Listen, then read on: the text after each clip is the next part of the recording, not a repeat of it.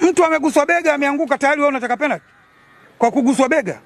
Yale magoli yalofungwa na mkono tumelalamika sisi, mpira umetoka nje, tumepiga kelele sana kuhusu Kayoko. Kayoko hajafungiwa mpaka leo hii.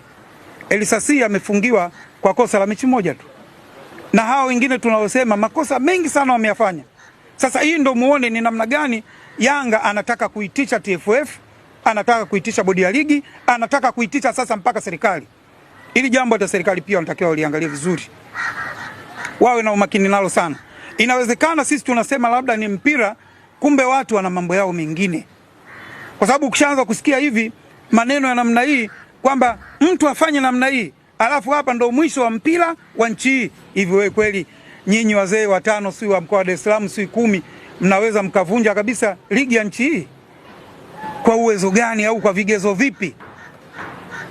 Au leo nyinyi mnaambia uongozi wenu kwamba mkipeleka timu basi na nyinyi mtafute mlango wa kutokea. Mpira ule ulikuwa zamani bwana, zamani tulikuwa tunateka timu Oya, kimesha umana huko. Hii ngoma nagwa. Bila ukimwaga ugali watu wanamwaga mboga, ukimwaga mboga watu wanamwaga ugali. Sasa chuma kimelia. Mlingoti chuma, bendera chuma. Wazee wetu sasa hawa hapa, wazee wa Simba.